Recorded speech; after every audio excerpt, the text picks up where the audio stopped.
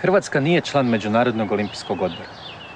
Ne da nije Hrvatska član, nije ni Hrvatski olimpijski odbor, ali nije ni jedna zemlja svijeta, niti jedan nacionalni olimpijski odbor član Međunarodnog olimpijskog odbora. Onda se postavlja logično pitanje, a tko jest? Članovi Međunarodnog olimpijskog odbora su ljudi, imenom i prezimenom. I oni ne predstavljaju ni zemlju, ni svoj nacionalni olimpijski odbor, nego samo sebe.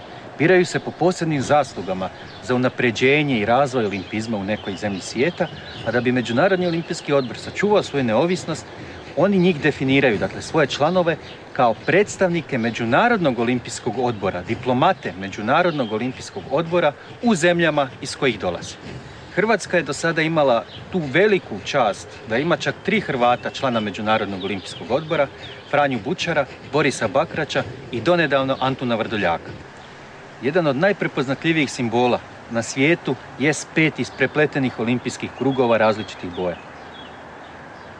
Postavlja se pitanje što ti krugovi znače. Različita su tumačenja.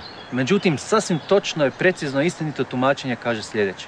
5 olimpijskih krugova isprepletenih predstavljaju 5 kontinenata i jedinstvo tih 5 kontinenata. Neko će reći, ali ima 7 kontinenata.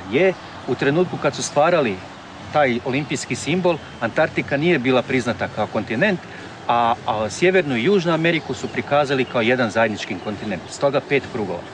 A boje tih krugova ne znače, kao što se vrlo često tumači,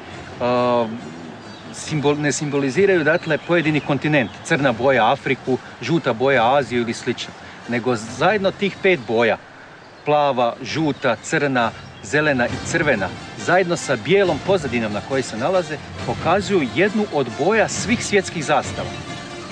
Moto olimpijskih igara je brže, više, jače. Vjerojatno nema osobe na svijetu koja nije čula za to geslo. Autor tog gesla je francuski opat, Henri Didon, koji ga je izrekao još prije osnivanja Međunarodnog olimpijskog odbora. Čuo ga je Pierre Coubertin, njemu se svidjelo i uzeo ga je kao moto ili geslo Međunarodnog olimpijskog odbora. Ono ne znači ili nije se odnosilo na sportske uspjehe, sportske rezultate, brže u sportskom smislu, više i jače, nego se odnosilo na odgojne vrijednosti, na moralne vrijednosti. Brže u živosti duha, više u moralnom pogledu, jače u životu uopće. To je trebalo poslužiti i biti glavna poruka olimpijskih igara i olimpijskog pokreta. Odgajati uz pomoć sporta. Olimpijada ne znači isto što i olimpijske igre. Olimpijske igre su samo natjecanje koje se događa svake 4 godine. A olimpijada kao riječ znači vremensko razdoblje od 4 godine između 2 olimpijskih igara.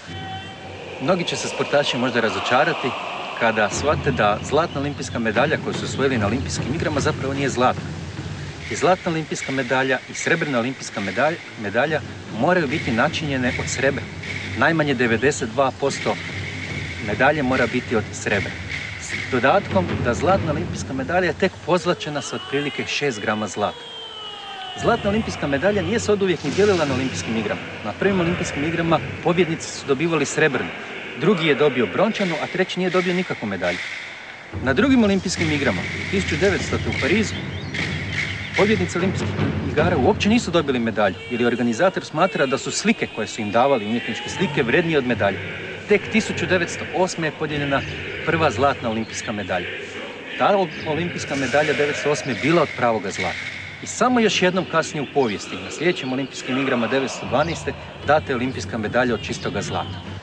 Najupečatljiviji trenuci svakog otvaranja olimpijskih igara jesu paljenje olimpijskog plamena, koji zapravo vuče svoje korijene iz antičkog razdoblja. Na antičkim olimpijskim igrama tijekom ceremonije otvaranja palila se svečana baklja ili svečana vatra u čast boga Zeusa, koja je gorila i koja se održavala svih 5 dana održavanja antičkih olimpijskih igara. U čast na to ili u sjećanje na to, u tu tradiciju, ime te tradicije, 1928. u Amsterdamu prvi put je zapaljena olimpijska baklja koja gori tijekom cijelog vremena trajanja olimpijskih igara.